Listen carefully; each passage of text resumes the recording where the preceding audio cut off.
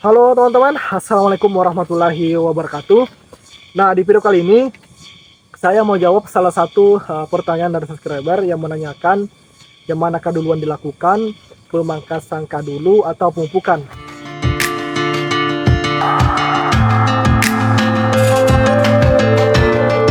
Nah, saya rasa ini pertanyaan yang sangat penting untuk saya jawab ya teman-teman. Apalagi sekarang mungkin hampir di seluruh wilayah Indonesia sudah memasuki musim penghujan. Nah, biasanya teman-teman di musim penghujan ada dua yang sering dilakukan oleh petani. Ini petani kakao ya teman-teman.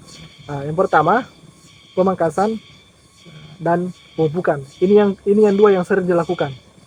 Nah, cuma yang menjadi pertanyaan ya teman-teman, pemangkasan kah dulu atau pemupukan?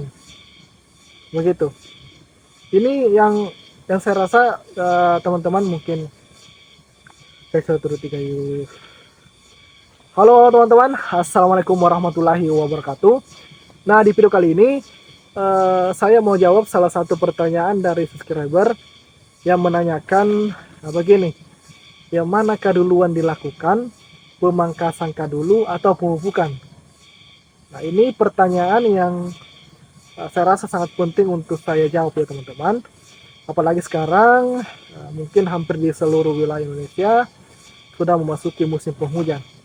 Nah, biasanya teman-teman ketika masuk di musim penghujan, khususnya bagi para petani itu, biasanya itu ramai-ramai ke toko, ke agen pupuk untuk melakukan pemupukan. Ataupun ada juga beberapa petani yang sibuk dengan melakukan pemangkasan.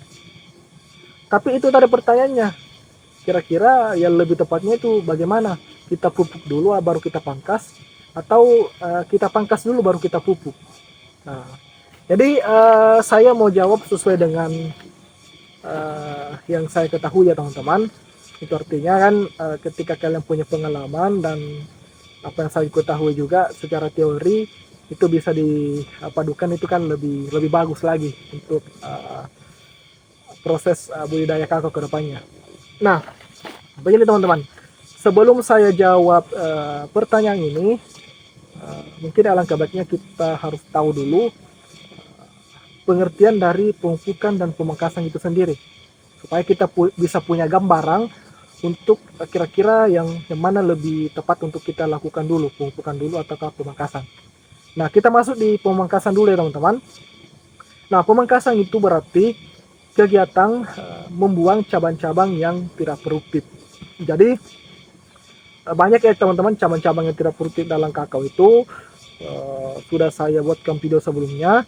Jadi silakan kalian tonton video yang saya sudah buat.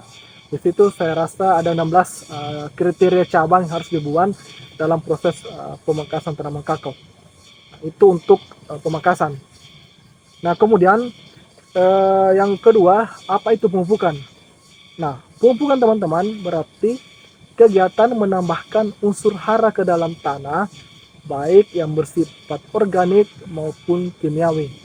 Ya, tujuannya untuk pertumbuhan tanaman dan untuk produksi buahnya nantinya, seperti itu. Nah, dari pertanyaan ini yang muncul ya teman-teman, bilang kita pangkas dulu atau kita pupuk dulu. Kalau menurut saya teman-teman, itu kita pangkas terlebih dahulu baru kita pupuk. Mungkin di sini ada bertanya, kenapa jawabannya seperti itu?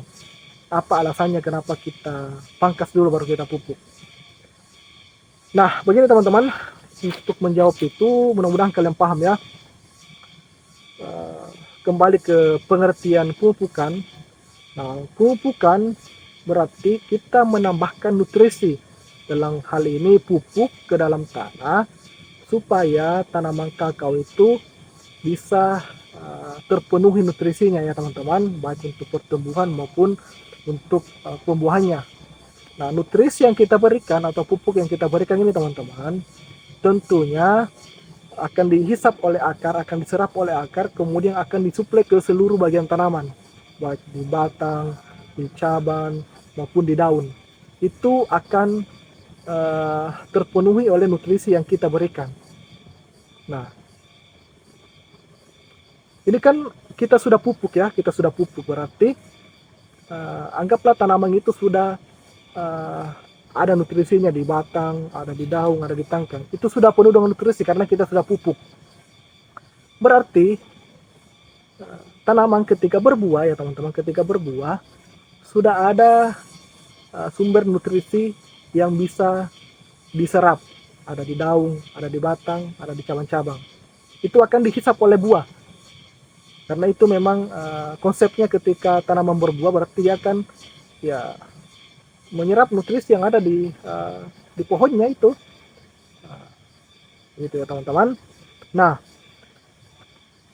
mungkin kalian pernah lihat atau biasa mengamati ketika kakao sudah habis buahnya, anggaplah sudah panen raya teman-teman, itu kan kondisinya kayak stres, kita lihat ya, kayak stres, kayak kurus.